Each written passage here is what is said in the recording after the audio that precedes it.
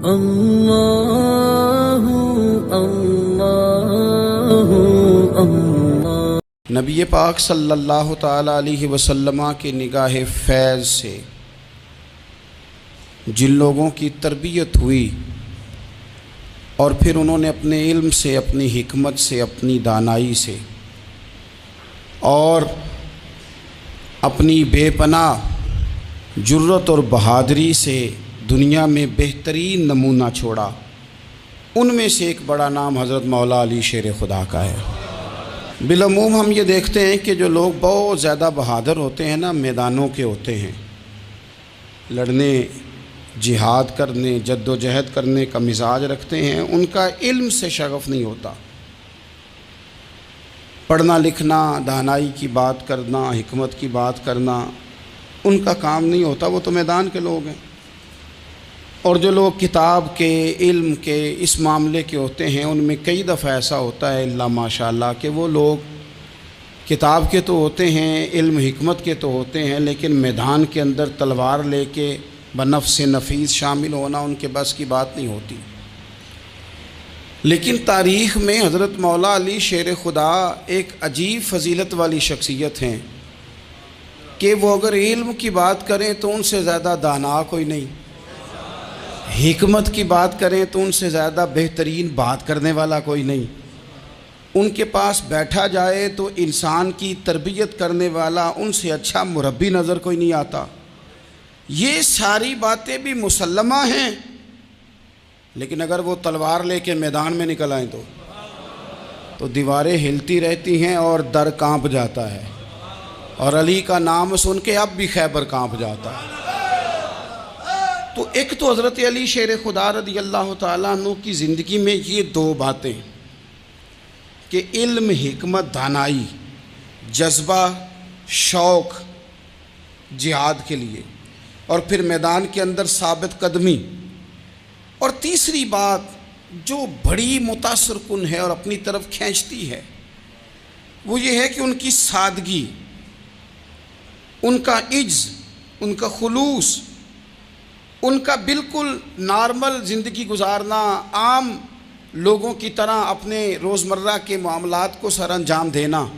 جو آدمی کسی غیر معمولی حیثیت کا مالک ہو جاتا ہے نا، اس کا اٹھنا بیٹھنا عام لوگوں جیسا نہیں رہتا، اس کا کچھ نہ کچھ پروٹوکول ہو جاتا ہے، کچھ نہ کچھ اس کی آؤ بھگت ہو جاتی ہے، دو چار لوگ اس کے لیے کھڑے ہونے لگ جائیں تو اس کے ذہن میں بھی بات آتی ہے کہ میں کچھ چیز ہوں، اللہ معاف فرمائے۔ لیکن بالکل ایک سادہ زندگی، عام لوگوں کے لیے دستور عمل، یہ تین باتیں بڑی متاثر کن ہیں۔ آپ دیکھیے، سب سے پہلے تو ایک بات سمجھیں، اللہ تعالیٰ نے قرآن مجید میں فرمایا کہ ان الذین آمنوا وعملوا الصالحات سیجعل لهم الرحمن ودا، فرمایا بے شک وہ لوگ جو ایمان لائے اور جنہوں نے نیک اعمال کیے، رحمان لوگوں کے دلوں میں ان کی محبت پیدا فرما دے گا۔ حضرت عبداللہ ابن عباس رضی اللہ تعالیٰ عنہ فرمایا کرتے تھے اس آیت کا پہلا مصداق حضرت علی شیر خدا ہیں۔ کیوں؟ اس لیے کہ حضرت علی شیر خدا فرماتے ہیں، بخاری مسلم میں فرماتے ہیں، مجھے قسم ہے اس ذات کی جس نے زمین چیر کے دانہ پیدا کیا ہے، مجھ سے رحمت عالم صلی اللہ علیہ وسلم نے وعدہ فرمایا کہ علی یاد رکھنا تم سے صرف مومن ہی پیار کرے گا، اور جس سینے میں تمہارا بغض ہوگا وہ سینہ مومن کا نہیں منافق کا ہوگا۔ تم سے مومن پیار کریں گے، مومنوں کے دلوں میں کشش ہوگی تمہارے لیے، ان کے سینے کشادہ ہوں گے تمہارے حق میں۔ حضرت مولا علی شیر خدا کی محبت، ان کا نام آئے تو دل ٹھنڈا ہو جائے، آنکھوں میں روشنی آئے، چہرہ روشن ہو جائے، تو معنی یہ ہے کہ ایمان مضبوط ہے دل میں۔ اور اگر بندہ کمزور ہونے لگ جائے، اگر اس کی کیفیات کوئی اور رنگ پیش کریں، تو معنی یہ ہے کہ ایمان سینے میں مضبوط نہیں ہے۔ حضرت علی شیر خدا سے حضور کا جو قربت کا تعلق دیکھیں، کچھ لوگ ایسے ہوتے ہیں کہ جن سے قربت ہوتی ہے، آپ نے کبھی دیکھا ہے ہر بندے سے مل کے بندہ رو نہیں سکتا، ہر بندے کو دیکھ کے رونا آتا نہیں، لیکن کچھ لوگوں سے روح ملتی ہے نا کسی کی، تو ویسے کبھی وہ بندے مل جائیں نا، دل کرتا ہے تینوں سامنے بٹھا لاں تے درد پرانے چھیڑاں، کچھ لوگ ایسے ہوتے ہیں جن کے ساتھ حضور تشریف فرما ہیں، حضرت علی شیر خدا کہیں گئے ہوئے ہیں، تو محبوب کیا فرماتے ہیں؟ فرماتے ہیں اللہ اس وقت تک میرے پاس حضرت اسرائیل کو نہ بھیجنا جب تک میں علی سے ملاقات نہ کر لوں۔ دعائیں ہو رہی ہیں کہ میری جب تک ملاقات نہ ہو جائے، میرا جانے کا وقت نہ آئے۔ مشکات میں حدیث موجود ہے۔ تو سرور کائنات علیہ السلام کا جو ان کے ساتھ قربت ہے، حضور کا جو ان سے پیار ہے، حضور نے ہر مہاجر کو ایک انصاری کا بھائی بنایا۔ انصار کے اندر حضور نے بھائی چارہ قائم فرمایا، اور یہ تاریخ کا وہ والا بھائی چارہ ہے جس کی نہ اس سے پہلے کوئی مثال ہے، نہ قیامت تک دوبارہ کوئی مثال دی جا سکتی ہے۔ بھائی جب سگے بھائی جب شادی شدہ ہو جاتے ہیں نا، تو ان کی اپنی اپنی جیبیں ہو جاتی ہیں، اپنی اپنی گفتگو ہو جاتی ہے۔ 6 ماہ کے بچے کے بارے میں بھی وہ کہنے لگ جاتے ہیں میں نے بچوں کا بھی تو کچھ بنانا ہے نا۔ انہیں بالکل اب وہ چیزیں نظر آنی بند ہو جاتی ہیں جس میں والدین اور بہن بھائی شامل ہوتے ہیں۔ وہ کہتے ہیں میرے بھی تو بچے ہیں۔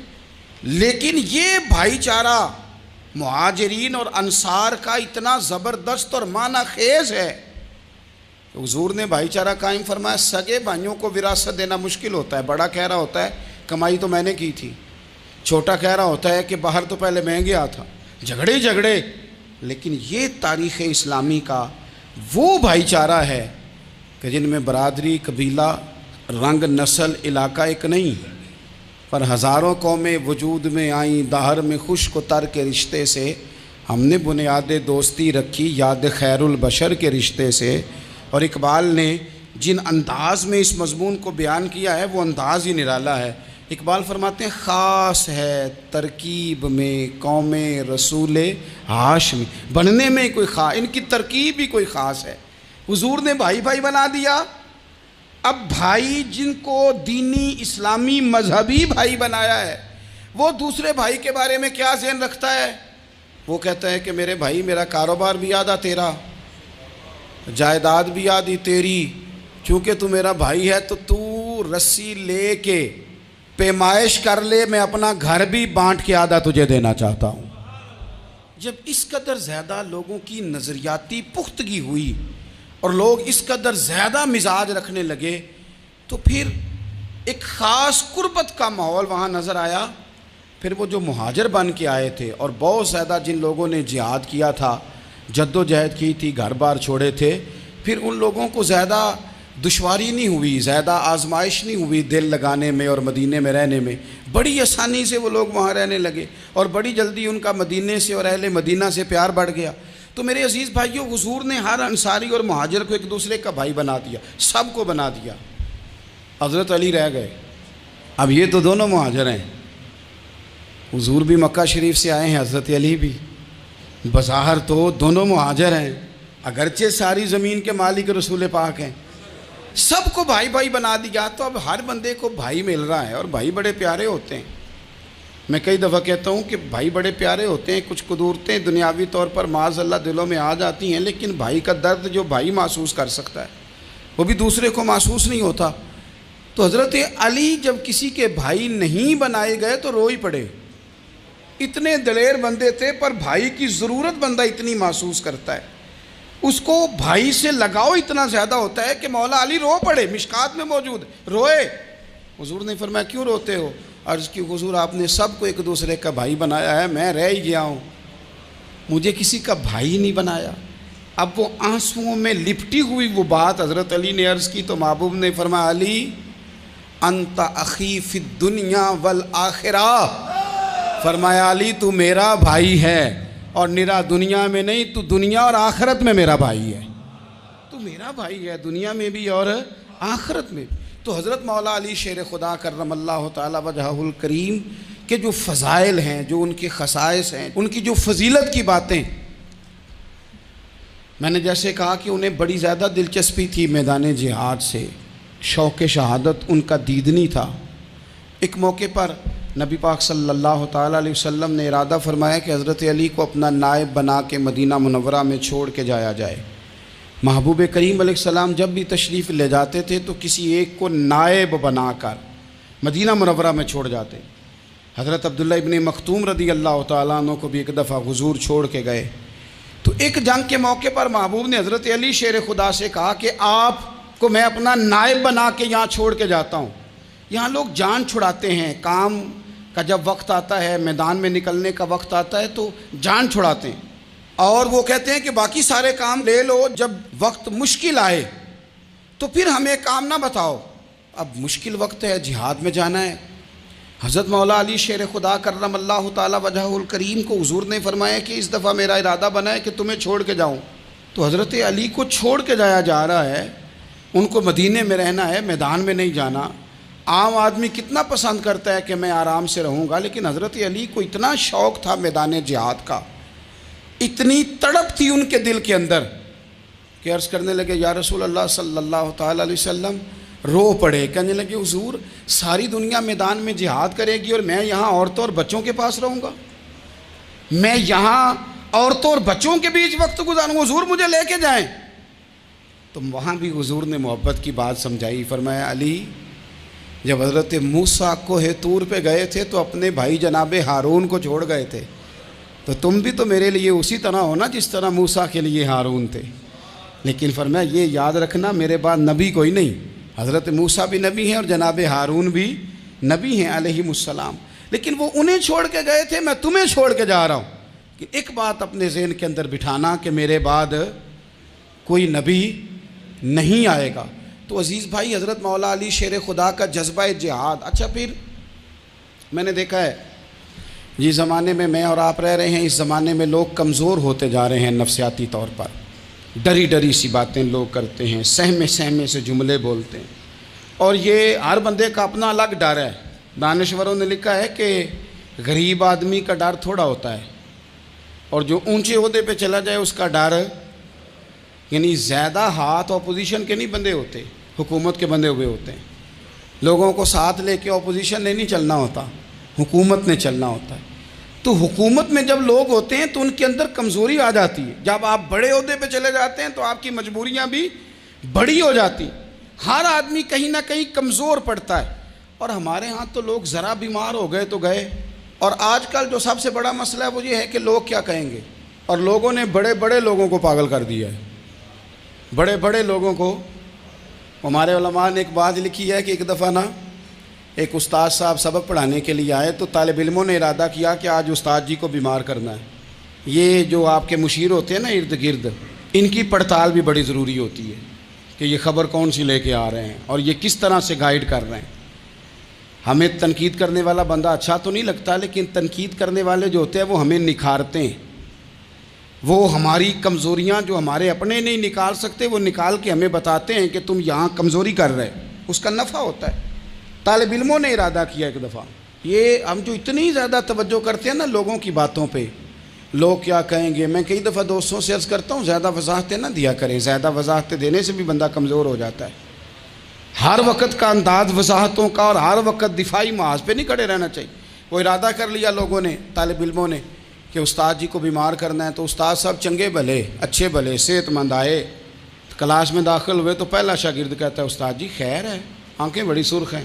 میں چل دوڑ جا بیوقوف آدمی، میں بالکل ٹھیک ہوں، چل کلاس میں بیٹھ چل۔ تھوڑا سا آگے گئے تو دوسرا شاگرد، انہوں نے اب 10-15 نے ارادہ کیا ہوا تھا، دوسرا کہنے لگا خیریت ہے، بڑے کمزور کمزور لگ رہے ہیں۔ اس نے کہا میں بالکل ٹھیک ہوں، کمزور کا چل دوڑ جا اپنا کام کر۔ وہ تیسرے کے پاس گئے تو کہنے لگا استاد صاحب خیر ہے، آپ کے تو مجھے ہاتھ بھی کامتے دکھائی دے رہے ہیں۔ اس نے کہا اچھا واقعی۔ اب چوتھے نے بھی یہی بات کی، پانچویں نے یہی بات کی، تو آدھا گھنٹہ گزرا تو استاد جی کو سچ مچ بخار چڑھ گیا، تو چھٹی پہ چلے گئے۔ کیوں؟ باتوں پہ توجہ ہے نا، لوگوں کے سامنے ہم لوگوں کی باتوں کے مطابق اپنے معاملات کو ترتیب دیتے ہیں نا۔ کچھ لوگ سوشل میڈیا دیکھ کے نظریہ قائم کرتے ہیں، کچھ ہوا دیکھ کے نظریہ قائم کرتے ہیں۔ وہ قائد اعظم محمد علی جناح کی ایک بات نہیں بھولتی کہ انہوں نے کہا تھا، ہندو لیڈر جو تھا جس کو لوگ گاندھی کہتے تھے، اس سے کہا تھا تیری اور میری سیاست میں فرق ہے، تو لوگوں کا رجحان دیکھ کے فیصلہ کرتا ہے، اور میں، قائد اعظم کہنے لگے، میں فیصلہ کر کے لوگوں کا رجحان ادھر کر دیا کرتا ہوں۔ یہ کمال ہوتا ہے کسی شخص کا کہ اس کا اپنا نظریہ غالب آئے، بجائے اس کے کہ وہ دیکھے آج کل لوگ کیا کہہ رہے ہیں تو لہذا میں اس طرح کا ڈھل جاؤں۔ لوگ تو ایک وقت کے لیے کچھ کہتے ہیں، پھر اگلے 4 گھنٹوں میں کچھ اور کہتے ہیں۔ حضرت مولا علی کے مزاج میں استقامت ہے، اور جو لوگ جو بہت زیادہ پراپوگنڈا کرتے ہیں اور بہت زیادہ کسی کے بارے میں بات کرتے ہیں، ان کا وہ مزاج نہیں، ان کی وہ طبیعت نہیں، وہ اپنے حساب سے فیصلہ کرتے. ایک شخص تھا عمر بن عبد ود، 90 سال کا بوڑھا، لیکن جب تلوار لے کے میدان میں آتا تھا تو 1000 آدمی کے مقابلے میں لڑتا تھا. اور لوگ جگہ جگہ یہ کہتے تھے تو تو اس طرح ہے جس طرح عمر بن عبد ود لوگوں کو ڈراتا ہے، تو اس طرح ہو گیا. یہ اس کے ارد گرد کے لوگ اس کی مثالیں دیتے تھے. جنگ خندق جب ہو رہی تھی تو یہ مقابلے میں آ گیا. تو حضرت علی المرتضیٰ شیر خدا کرم اللہ تعالی وجہ الکریم بھی تشریف فرما تھے. اب پورے عرب کے اندر اس کے بارے میں یہ کہا جاتا تھا کہ اس سے نہ لڑو، وہ تو خونخوار ہے، وہ تو درندہ ہے، وہ تو جنگلی شیر کی طرح آتا ہے، وہ تو کاٹ کھانے کو دوڑتا ہے، اس سے کون لڑے. ایک خیال تھا. اور وہ پراپوگنڈا بعض اوقات اتنا زیادہ کسی کے بارے میں ہوتا ہے کہ ذہن میں بچے لوگ آتے ہیں نا بچہ دم کرانے کے لیے، تو کہتے ہیں پیر صاحب بڑا ضدی ہے، کسی کی بات نہیں مانتا، باقی بچے ٹھیک تھے، یہ تو بڑا ہی نالائق نکل آیا ہے. تو میں کہتا ہوں کہ آپ اس کے سامنے یہ والی باتیں نہ کریں، یہ پکا ہو جائے گا کہ میں ضدی ہوں. تو آپ ذہن بنا رہے ہیں اس کا کہ تو اس طرح کا ہے. ذہن بنا دیا لوگوں نے کہ عمر ابن عبد ود کے مقابلے میں کوئی نہیں آ سکتا. خندق میں یہ آیا، اس نے للکارا مسلمانوں کو، آؤ وہ تمہاری جنت کدھر ہے جس کے بارے میں تم کہتے ہو کہ ہم شہید ہوں گے، تو آؤ میرے مقابلے میں نکلو. جب اس نے پہلی دفعہ للکارا تو ابھی بات ختم نہیں ہوئی تھی کہ مولا علی تلوار لے کے اللہ اکبر کہتے کھڑے ہو گئے. حضور نے فرمایا بیٹھ جاؤ. حضرت علی پھر بیٹھ گئے. وہ پھر پکارا اٹھو کوئی میرے مقابلے میں، تو مولا علی شیر خدا پھر کھڑے ہو گئے، پھر کھڑے ہو گئے. حضور نے فرمایا بیٹھ جا. ایک شخص نے کہا علی یہ عمر بن عبد ود ہیں. فرمایا مجھے پتہ ہے. نہیں سمجھے آپ بات، میں آپ کو سمجھا کے لایا ہوں پیچھے سے کہ پراپوگنڈا کرتے ہیں نا لوگ، ہو آگے نہ جانا، یہاں کرنٹ بڑا زیادہ ہے، وولٹیج بڑے سخت ہیں، تو آگے نہ بڑھنا. بھائی کیا ہو جائے گا، اٹھ باندھ کمر کیوں ڈرتا ہے، پھر دیکھ خدا کیا کرتا ہے. حضرت علی تیسری دفعہ اس نے کہا نا ہے کوئی، تو حضرت علی پھر اٹھے. اب تو رسول پاک صلی اللہ تعالی علیہ وسلم نے تھپکی دی. بعض جگہ یہ ہے کہ حضور نے خود تلوار تھمائی، سر پہ امامہ باندھا، اور حضور نے فتح یابی کی دعا فرمائی. حضرت علی گھوڑے پہ بیٹھے نکلے، اور جب اس کے سامنے گئے تو جا کے کہنے لگا میرا پتہ ہے. حضرت علی فرمانے لگے تو اپنا چھوڑ، میرا پتہ ہے تجھے، مجھے تو جانتا ہے. کہنے لگا میں 1000 کے مقابلے میں اکیلا لڑتا ہوں. حضرت علی شیر خدا فرمانے لگے پتہ نہیں تو کن سے لڑتا رہا ہے، جانے وہ کون ہے جن سے تو لڑتا رہا ہے، وہ کون 1000 تھے جو تیرے مقابلے میں آتے تھے، پتہ نہیں. تو کہنے لگا میرا نام میری ماں نے عمر بن عبد ود رکھا ہے. فرمایا چھوڑ تو، میری ماں نے میرا نام حیدر رکھا ہے. کہنے لگا تیری عمر چھوٹی ہے، کوئی بڑا لا. فرمانے لگے یہ تو جب پنجے میں پنجہ ملے گا تو پتہ چلے گا عمر کس کی چھوٹی ہے.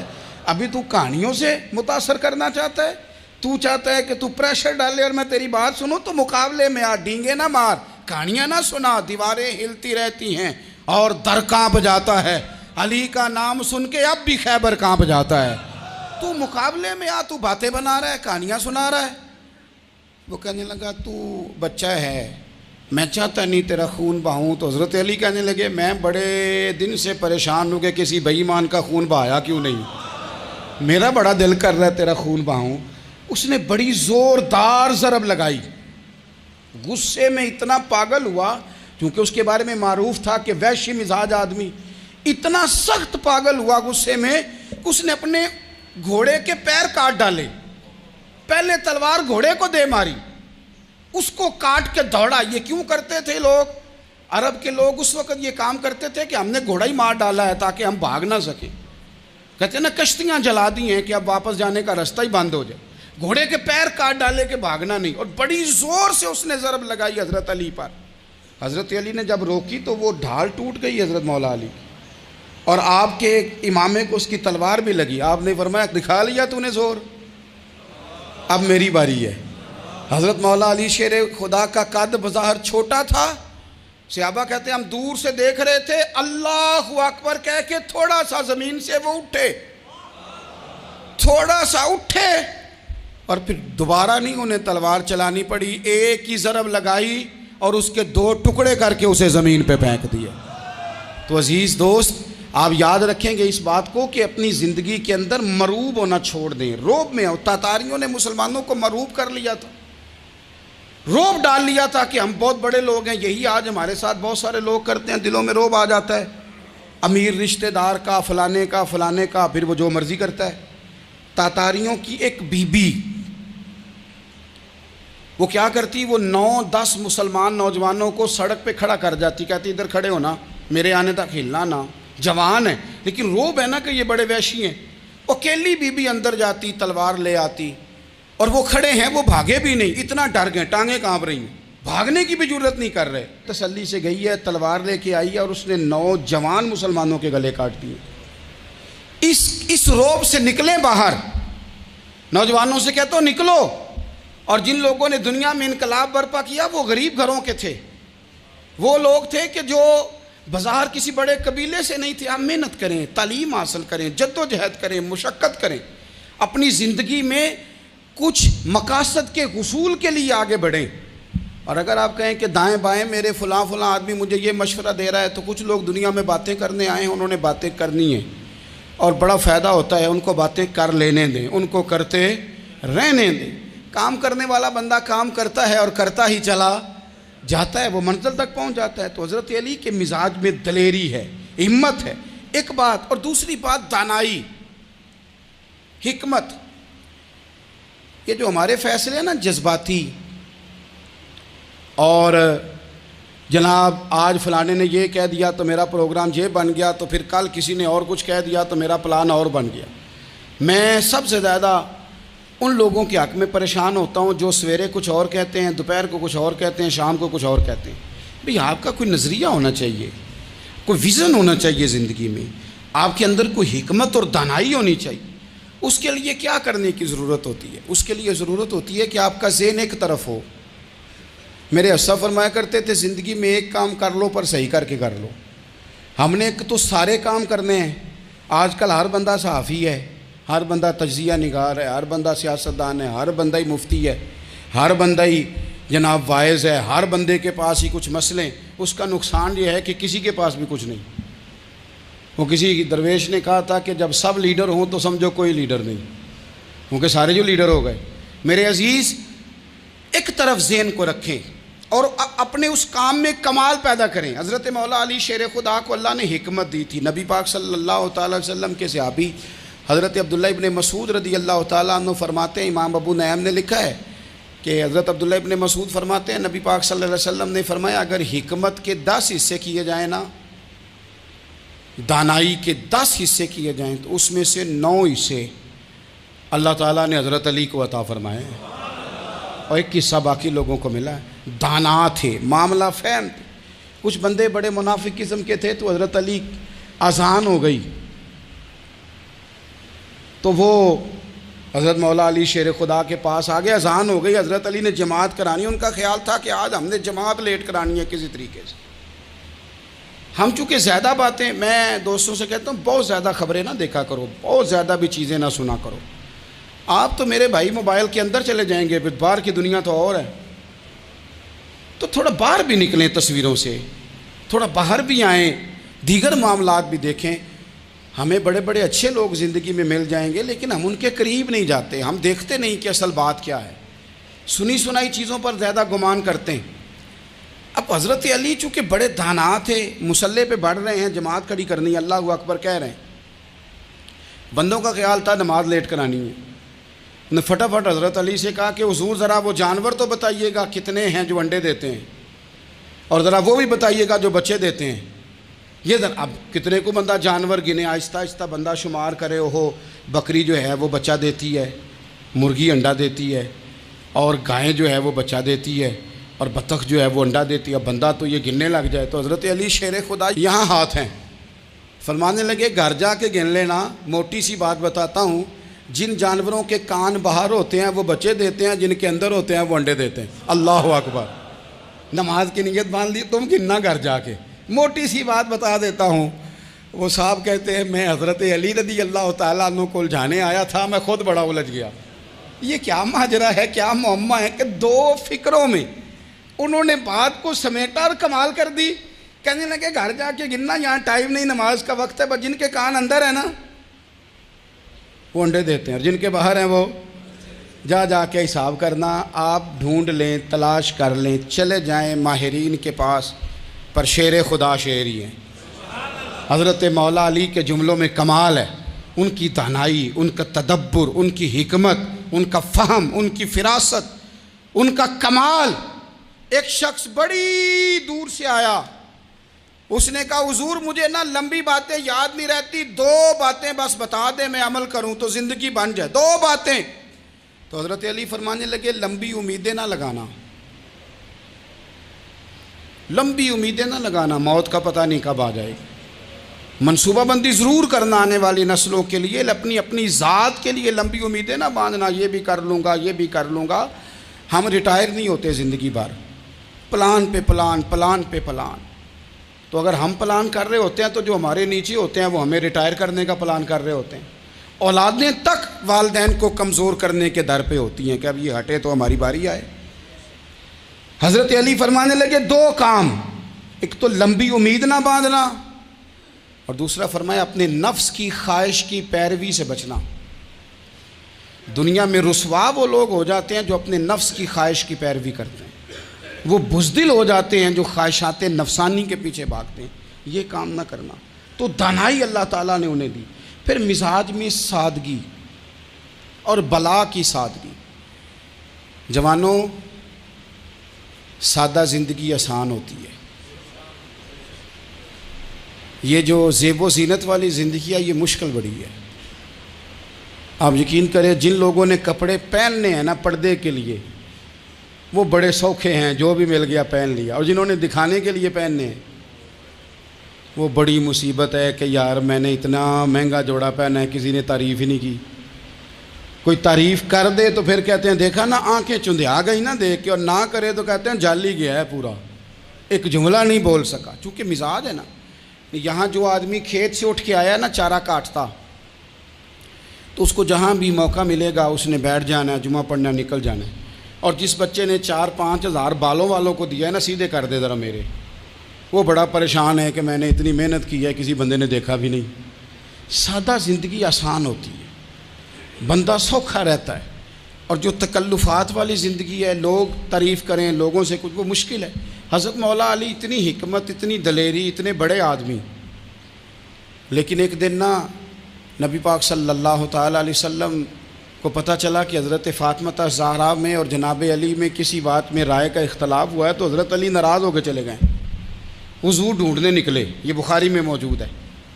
سرکار ڈھونڈنے نکلے تو دیکھا کہ حضرت علی نا مسجد نبوی کے ساتھ ننگی زمین پر ایک چادر بچھائی تھی، تو وہ جب سوئے حضرت علی تو آپ نے کروٹیں بدلی تو چادر بھی تھوڑی سرک گئی، تو سارے کپڑوں کو مٹی لگی ہوئی ہے، اور آرام سے حضرت مولا علی شیر خدا آرام کر رہے ہیں۔ میں جوانوں آپ سے کہتا ہوں یہ زندگی سوکھی ہوتی ہے۔ میں نے کھیت کی وٹ پہ، بننے پہ، کھیت کے کنارے پہ کسان سوتے ہوئے دیکھے ہیں، اور میں نے 1.5 کروڑ کی گاڑی میں نفسیات کے ڈاکٹر کے پاس بیٹھا وہ شخص دیکھا ہے جو کہتا ہے پتہ نہیں کیا بات ہے، نیند کیوں نہیں آتی۔ وہ زندگی آسان ہے، اس میں تھکاوٹ ہوئی ہے، بندہ سو گیا جہاں جگہ ملی، سو گیا، اور کچھ تڑپ رہا ہے کیونکہ وہ عادی ہو گیا ہے، یہ 2 منٹ کے لیے بند ہو گیا ایسی، تو وہ گیا۔ حضرت علی وہاں آرام سے، سارے کپڑوں کو مٹی لگی ہے۔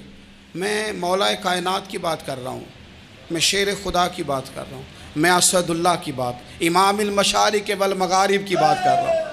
حضرت مولا علی اور زمین پہ، سنگیو زمین پہ آرام سے سو رہے ہیں۔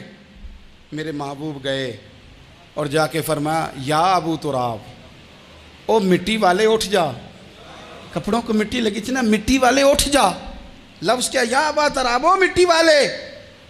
حضرت علی کو ساری حیات ظاہرہ جس نے بھی ابو تراب کہا جناب علی بڑے ہی راضی ہوئے، خوش ہوتے تھے، فرماتے تھے یہ مجھے کہو، یہ میرے نبی نے مجھے کہا ہے۔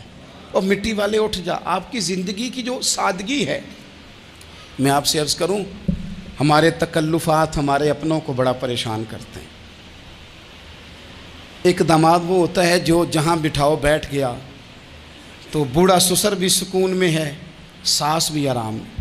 اور ایک وہ ہے کہ جو ہر بات میں بگڑتا ہے کہ یہ چادر میرے شایان شان تھی جو بچھائی ہے، تو پتہ نہیں ہے میں کون صاحب ہوتا ہوں، تم نے میری مرضی کے مطابق فلانا کام نہیں کیا۔ آپ یقین کریں سسر بیچارہ ادھار پکڑتا پھرتا ہے کہ داماد صاحب آ رہے ہیں، ہر بات میں رٹا، ہر بات میں جھگڑا۔ میرے پاس سنگی دور دراز سے آتے ہیں تو میں دیکھتا ہوں کہ اپنا لہجہ ہے، تو کچھ لوگ اتنے میٹھے اتنے پیار والے آتے ہیں کہ یوں محسوس ہوتا ہے کہ جیسے ان کے لیے آپ کو کوئی تکلف کرنے کی ضرورت نہیں، اور کچھ ایسے ہیں کہ آپ کو سرانے کھڑے ہونا پڑتا ہے کہ جناب کی چائے جلدی لے آئیں۔ مزاج نازنی پہ بعض چیزیں گراں گزرتی ہیں۔ تو بھائی جب آپ سادہ اور آسان ہو جاتے ہیں تو آپ دوسروں کے لیے بھی دشواری کم پیدا کرتے ہیں۔ حضرت علی شیر خدا کہتے ہیں بھوک لگ گئی تھی، بھوک بڑی لگ گئی اور حالات غربت کے تھے، آزمائش تھی، تو فرماتے ہیں کہ میں نے سوچا مزدوری نہ کر لیں۔ ہم کیا کرتے ہیں، جو زیادہ غریب ہے وہ مانگ لیتا ہے، جو درمیانے طبقہ ہے کا وہ ادھار لے لیتا ہے۔ حضرت مولا علی نے کیا فرمایا مزدوری نہ کر لیں، چونکہ حالات کچھ اور تھے۔ تو حضرت مولا کائنات شیر خدا کرم اللہ تعالی وجہ الکریم فرماتے ہیں، یہ سادگی دیکھیں، آپ فرماتے ہیں میں مزدوری ڈھونڈنے نکلا۔ کیوں نہیں ملتی ہمارے جوانوں کو مزدوری، کیوں کہانیاں سناتے ہیں؟ حضرت علی کہتے ہیں میں ڈھونڈنے نکلا، ایک عورت کو میں نے دیکھا کہ اس نے کچھ مٹی نکال کے رکھی ہوئی ہے، تو اسے تر کرنا چاہتی ہے۔ پرانے زمانے میں مٹی میں پانی ڈال کے اسی سے لوگ کام لیتے تھے، اسی سے دیواریں بن جاتی تھیں، ہم گارا کہتے ہیں اپنی زبان میں۔ تو وہ گارا بنانا چاہتی ہے لیکن پانی نہیں نکل رہا اس سے نا، اس نے کنویں سے پانی نکالنا، نکل نہیں رہا۔ تو حضرت مولا علی شیر خدا کرم اللہ تعالیٰ وجہ الکریم فرمانے لگے، میں نے اس بی بی سے کہا کہ میں پانی نکال دوں، مزدوری دو گی؟ اس نے کہا میں بھی مزدوری تلاش کر رہی تھی، ایک پانی کا ڈول آپ نکالیں گے اور مٹی پہ ڈالیں گے تو ایک کھجور دوں گی۔ حضرت علی فرماتے ہیں گرمی بڑی سخت تھی، میں نے 16 ڈول پانی کے نکالے، 16 برتن بھر کے پانی نکالا اور اس مٹی پہ ڈالا، پھر میں ہاتھ دھو کے آیا اور اس خاتون کے پاس بیٹھا تو اس نے مجھے، او مزدورو کمزور پڑتے ہو، پیچھے ہو کے بیٹھتے ہو، خیال بناتے ہو کہ ہم کوئی کمزور لوگ ہیں، یہ دیکھو میں کن کی بات کر رہا ہوں، جن کا پیار ایمان ہے، جن کی محبت ایمان ہے۔ حضرت مولا علی شیر خدا تمہیں سبق دے رہے ہیں کہ حکمت، دانائی، بہادری اور پھر سادگی۔ مجھ سے کئی دفعہ لوگ پوچھتے ہیں آپ کے والد صاحب، تو میں نے کبھی جھجک کے نہیں بتایا، نہیں میرے ابا پروفیسر نہیں تھے، میرے ابا پیر نہیں تھے، میرے والد صاحب جو تھے وہ عالم نہیں تھے، لیکن مجھے فخر ہے جب ان کا انتقال ہوا اور میں انہیں غسل دے رہا تھا تو اس وقت بھی ان کے ہاتھوں پہ چھالے تھے، اس لیے کہ وہ مزدور تھے، وہ محنت کرتے تھے، انہوں نے جیبیں کاٹ کے روٹی نہیں کھائی، انہوں نے ہمیں جو کما کے کھلایا ہے وہ محنت اور مزدوری کا ہے۔ میں ناز سے کہا کرتا ہوں الحمدللہ میں کسان کا بیٹا ہوں، میں اس کا بیٹا ہوں جو دھرتی کا سینہ چیر کے اناج اگاتے تھے۔ اور میں نے دیکھا ہے کہ جب بڑولے میں میری اماں گندم بھرنے لگتی تو میرے والد صاحب فرماتے تیاں تیانیاں دا حصہ بھی کٹ لئی، غریباں دا بھی کٹ لئی، فلاں دا بھی، تے فلاں آدمی دی گندم عید کی تھوڑی ہوئی ہے، کو 2 بوریاں ادھر بھی بھیجنی ہے۔ تو وہ جو غریبی کی سخاوت تھی اور وہ جو سادگی کی سخاوت تھی، اس کے اندر جو رانائی تھی اور اس کے اندر جو جذبہ اور شوق تھا، مزدور کا بیٹا پیچھے جاتا ہے اور وہ گھبرا کے زندگی گزارتا ہے، تمہیں تو سر اٹھا کے جینا چاہیے۔ اس لیے کہ حضرت مولا علی شیر خدا کہتے ہیں میں مزدوری کر کے کھجوریں کما کے لایا، اور لا کے نہ تو میں نے اکیلے نہیں کھائیں وہ، کیونکہ قحط کا دور تھا، حالات اور تھے، فرماتے ہیں لا کے حضور کو پیش کی۔ میں نے کہا حضور یہ کھجوریں ہیں، تو کریم نے پوچھا کہاں سے آئی ہیں؟ میں نے عرض کی حضور بھوک بڑی لگ رہی تھی تو مزدوری کے لیے نکلا، تو ایک عورت نے اپنے مٹی کو پانی لگانا تھا تو میں نے محنت کر کے یہ 16 کھجوریں کھائی ہیں۔ تو کہتے ہیں حضور زمین پہ بیٹھے تھے، مجھے بھی ساتھ بٹھا لیا، کھجوریں ہم نے وہاں رکھ لی، بڑے شوق سے میٹھی میٹھی باتیں بھی ہونے لگیں۔ یہ تو جو لوگ روز کھاتے ہیں نا گوشت، وہ تو نخرے کرتے ہیں، کہتے ہیں وہ جناب یہ چیز مجھے ہضم نہیں ہوتی، کولیسٹرول ہے فلان، پیچھے لے جاؤ پیچھے۔ لیکن کبھی آپ دوپہر کو مزدور کو روٹی کھاتے دیکھیں، وہ جس طرح ہاتھ دھوتا ہے اور پونے کو اچار لگ جاتا ہے سارا جو وہ باندھ کے لایا ہوتا ہے، اور لیکن جب وہ کھا کے کھانا اچار کے ساتھ آسمان کی طرف دیکھتا ہے، لفظوں میں نہیں، چونکہ لفظ تاثیر سے بنتے ہیں تلفظ سے نہیں، اہل دل آج بھی ہیں اہل زباں سے آگے. وہ جو لہجے سے رب کا شکر ادا کرتا ہے تو اس کی آنکھوں کی روشنی بتاتی ہے کہ جو اس نے کھایا ہے اس نے رب کا شکر بھی صحیح کر کے ادا کیا ہے. پھر اٹھ کے کام. تو حضرت مولا علی شیر خدا کہتے ہیں حضور نے مجھے وہیں بٹھا لیا اور رغبت سے کھجوریں کھانے لگے. ایسا کوئی محبوب کہیں ہوگا نہ کہیں ہے. دیکھو بیٹھا ہے چٹائی پہ مگر عرش نشی ہے اور ملتا نہیں کونین کو کیا کیا تیرے در سے ایک لفظ نہیں ہے جو تیرے لب پہ نہیں ہے. اپنی زندگی میں یہ 3 باتیں اپنائیں. ایک تو حکمت کے ساتھ دانائی, مزاج جارحانہ نہ بنائیں. جارحانہ مزاج سے کچھ بیوقوفوں کو تو متاثر کیا جا سکتا ہے, فہم و فراست والے لوگوں کو متاثر نہیں کیا جا سکتا. جارحانہ مزاج نہیں, حکمت والا, دانائی والا, معاملہ فہمی والا مزاج بنائیں. اور دوسرا, کمزور نہیں پڑے زندگی میں. اپنے آپ کو خود حوصلہ دیں. اپنے آپ حوصلے میں ہوں گے تو آپ کے ارد گرد لوگ تسلی میں ہوں گے. آپ اپنے مزاج میں دلیری لائیں. اور تیسری بات, زندگی کو سادہ کریں. یہ سادہ ہوگی آپ کے لیے, آپ کے گھر والوں کے لیے, سب کے لیے آسانی ہوگی. جو آدمی گھر جاتا ہے اور مصیبت کھڑی کر دیتا ہے نا, میں آ گیا ہوں, تو اس کے گھر والے بھی بڑے پریشان ہیں. اس کے بچے یہ دعا نہیں کرتے ابا جی گھر آئیں, بلکہ یہ دعا کرتے ہیں کہ یہ آئے ہیں تو اللہ جانے کب جائیں گے. تو آپ سادگی اپنی طبیعت میں لائیں, مزاجوں میں. تو حضرت ملا رومی رحمۃ اللہ علیہ نے لکھا ہے کہ ایک قوم ایسی تھی کہ ان کا بادشاہ کہتا تھا کہ یار میں جو بھی ظلم کرتا ہوں یہ اٹھتا ہی نہیں, جیسے میں چاہتا ہوں کر جاتا ہوں, جاگتا ہی نہیں. تو شہروں کے دروازے ہوتے تھے. اس نے کہا کہ ایک ایک بندہ دروازے پہ کھڑا کرو, جو آدمی اندر داخل ہو 20 جوتے مارو, اور جب باہر نکلے پھر مارو. اس کا خیال تھا کہ یہ جاگ جائیں گے, یہ مجھے کہیں گے کہ کیوں میں جوتے لگ رہے ہیں, آپ برداشت کرتے نہیں, مہنگائی ہو جائے تب بھی برداشت کرتے ہو, جو ہو جائے. اس نے کہا شاید جاگ جائیں. وہ 1 مہینہ تو ساری قوم اسی طرح جوتے کھا کے آتی جاتی رہی. تو عارف رومی کہتے ہیں کہ ایک دن وہ نا سیانے بندے, منتخب لوگ جمع ہو کے بادشاہ کے پاس آئے. تو بادشاہ وزیر سے کہنے لگا لو یہ والا مسئلہ ٹھیک ہو گیا, جاگ گئی ہے میری قوم. اب یہ مجھ سے کہیں گے کہ کیوں جوتے مرواتے ہو, تو میں کہوں گا تمہیں جگانا تھا, تو تم جاگ جاؤ, میں مر گیا تو پیچھے لوگ تمہارے اوپر ظلم کریں گے.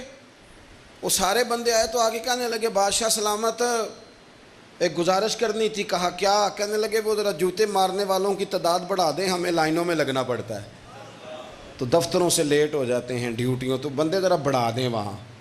تو بادشاہ کہنے لگا اوہو, اب نا میرا مزاج نہیں, لیکن مجھے ایسے لگتا ہے کہ ہم بھی نا الا ماشاء اللہ, ہم بھی کہتے ہیں مارو صحیح جوتے پر, ذرا لائن میں نہ لگاؤ, الگ الگ کر کے, اکیلے اکیلے کر کے. سنو, بزدل قومیں دنیا میں اپنی آنے والی نسلوں کو غلام بنا جاتی ہیں.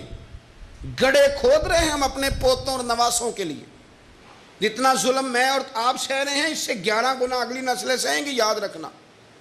کسی نے کہا تھا حضرت علی سے کہ اگر ساری نسل قربان ہو گئی تو کیا کرو گے؟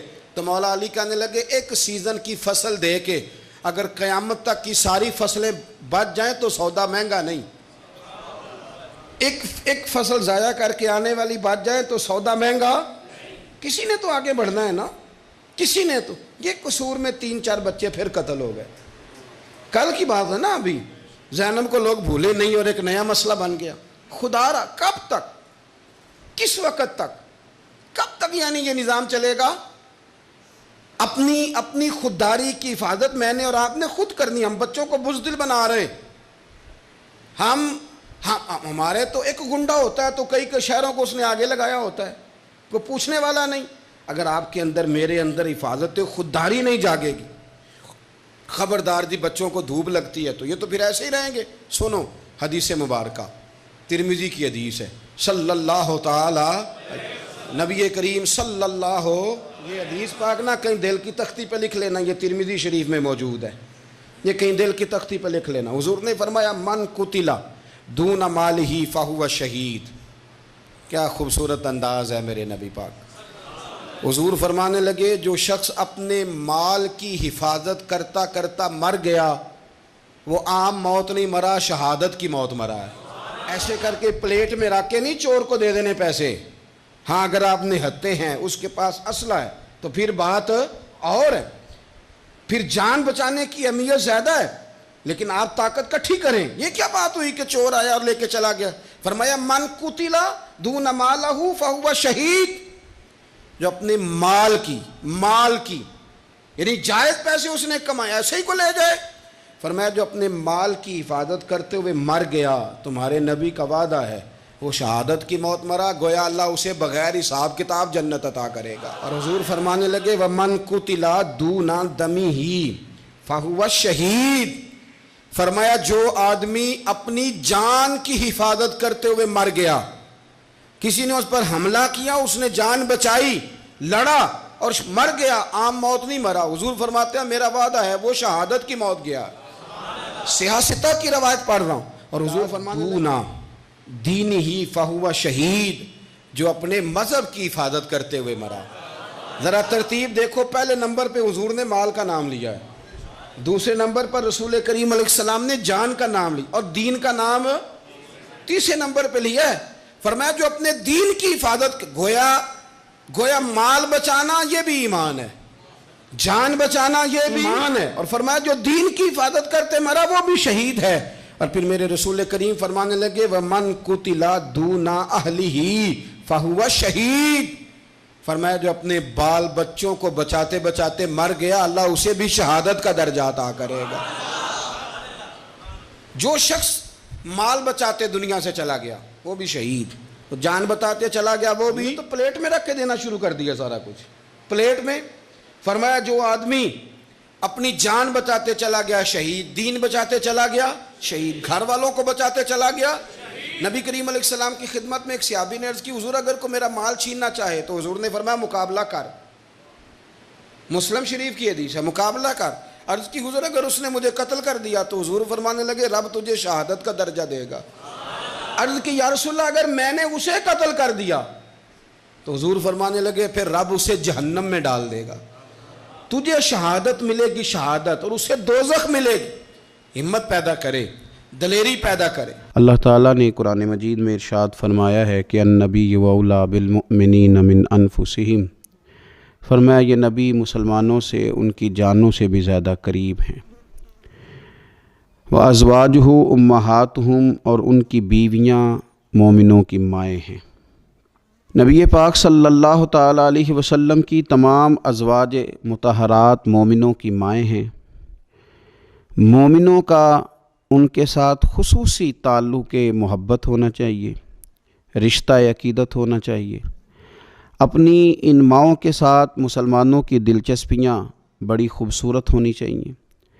ہر لمحہ ان کی عقیدت مسلمانوں کے دلوں میں بڑھتی رہنی چاہیے. ہماری ماؤں کو، ہماری بہنوں کو، ہماری بیٹیوں کو، ہماری آنے والی نسلوں اور اولادوں کو مومنوں کی ان ماؤں کی سیرت کے ساتھ ہمیں آگاہ کرنا چاہیے. وہ خوبصورت زندگی جو ان پاک بیویوں نے گزاری اور وہ طرز حیات جو ان ازواج مطہرات نے چھوڑا، وہ طرز حیات ہمیں سبقاً اپنے گھروں کے اندر اس کی تعلیم دینی چاہیے.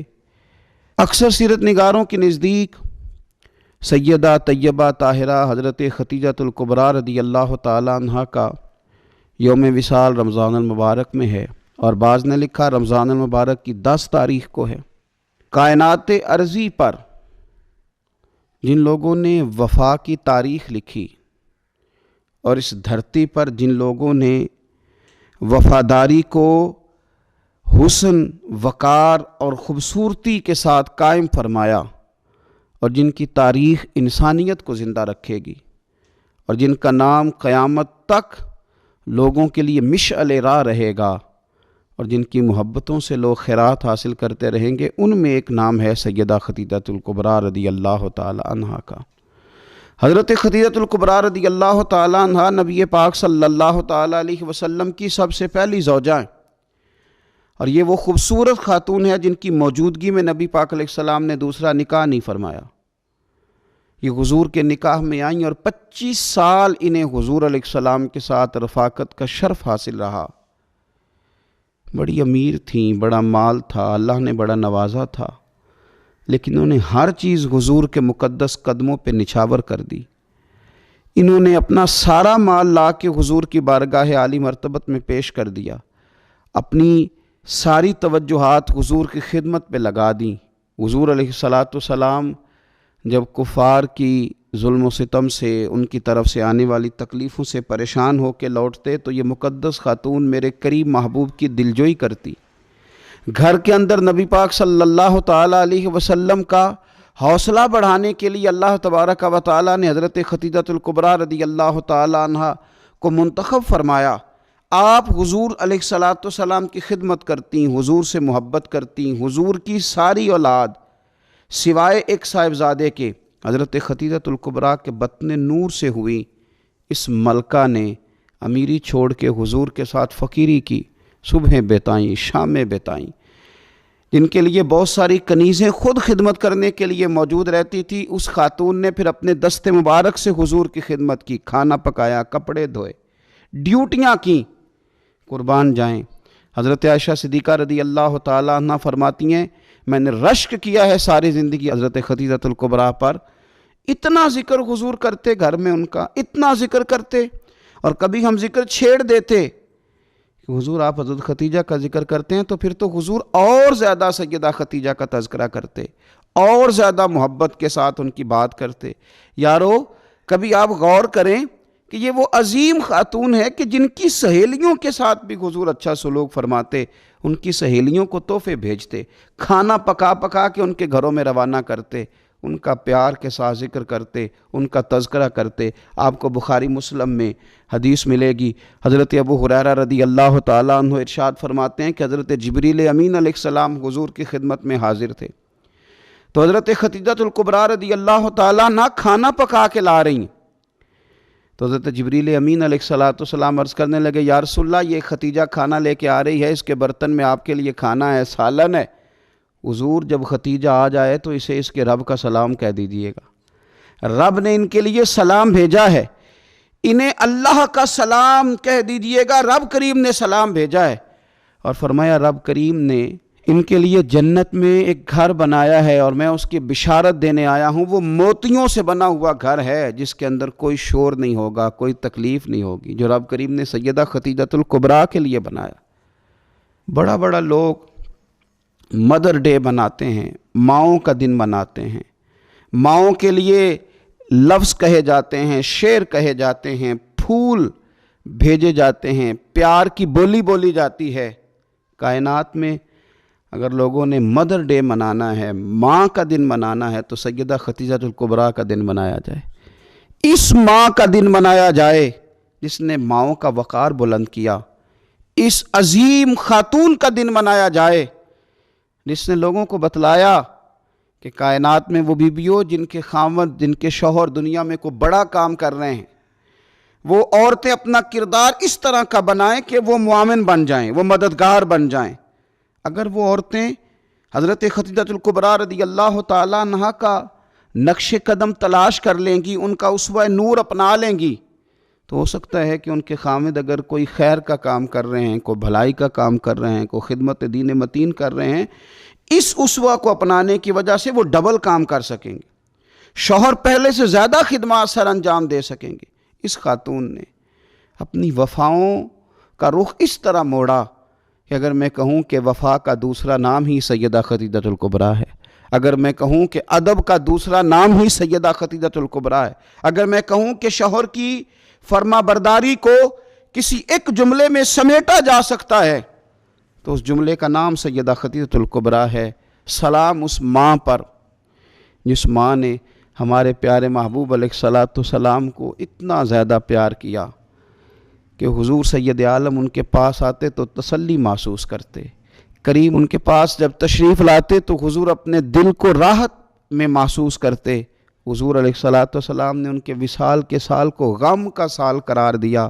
آؤ اس ماں کو خراج تحسین پیش کریں، اس ماں کا ذکر کریں، 10 رمضان مبارک کا سارا دن اس ماں کا ذکر کر کے گزاریں، ان کے لیے اپنے دل میں محبت پیدا کریں، اپنی بیٹیوں کو، اپنی بہنوں کو اور اپنے گھر والوں کو یاد کرائیں کہ یہ یوم ہے سیدہ خدیجہ الکبریٰ کا۔ اس دن کے موقع پر اپنی ماں کو سوٹ کا تحفہ پیش کریں، کپڑے خرید کے دیں۔ اس موقع پر اپنی بیٹی کے لیے تحفہ لیں، اس موقع پر اپنے گھر والوں کے ساتھ اپنے رویے کو نرم کریں کہ آج دن ہے سیدہ خدیجہ الکبریٰ کا۔ اے اللہ صدقہ سیدہ خدیجہ الکبریٰ کا ہم سب کی ماؤں کو جنت میں ٹھنڈی جگہ عطا فرمانا۔ اے اللہ صدقہ خدیجہ الکبریٰ کا جن کی مائیں موجود ہیں ان کے سائے عافیت کے ساتھ دراز کرنا۔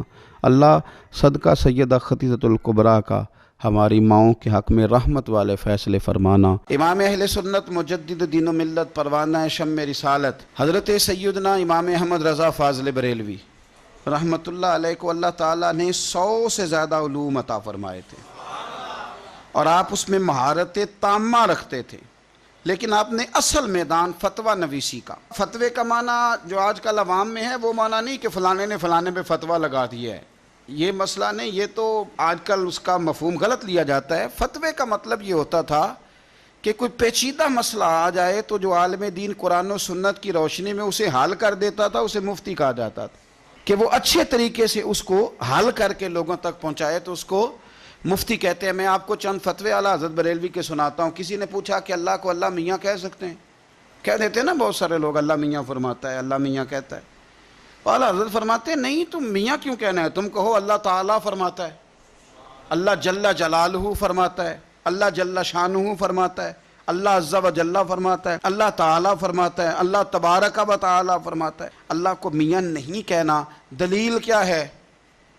وہ فرماتے ہیں کہ تم لفظ میاں کے جب معنی تلاش کرو گے تو 2 معنی اس کے ٹھیک نہیں، ایک ٹھیک ہے۔ تو جس لفظ کے 2 معنی درست نہ ہوں وہ رب کی ذات کے لیے نہیں بولنا چاہیے۔ اللہ تعالیٰ کے لیے وہ لفظ استعمال کریں گے جو بڑا شانوں والا ہوگا، جو بڑا مقام والا ہوگا۔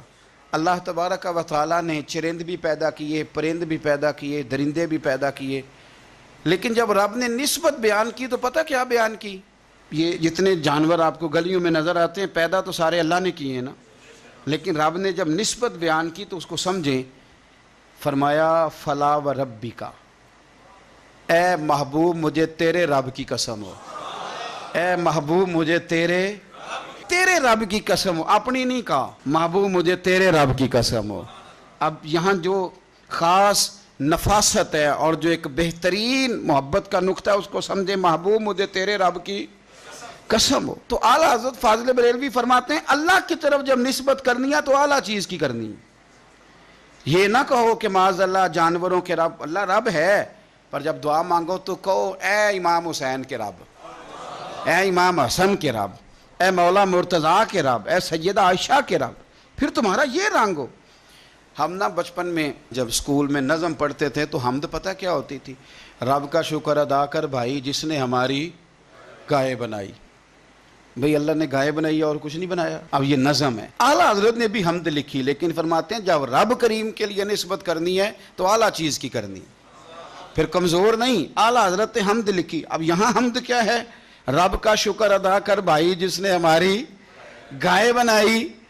اعلیٰ حضرت جب اللہ کی حمد لکھنے لگے تو انہوں نے گنبد خضرا کی طرف منہ کیا، اب اللہ کی حمد لکھتے ہیں، کہتے ہیں وہی رب ہے جس نے تجھ کو ہمتن کرم بنایا اور ہمیں بھیک مانگنے کو تیرا آستان دکھایا، تجھے حمد ہے خدایا، تجھے حمد ہے خدایا۔ وہی رب ہے جس نے تجھ کو، یعنی یہ نہیں کہا کہ گائے کی طرف نسبت کرو، کہنے لگے اللہ نے جو شاید سب سے شان والی بنائی ہے وہ مدینے والے رسول ہے، لہٰذا ہم رب محمد کہیں گے، ہم رب مصطفیٰ کہیں گے صلی اللہ علیہ۔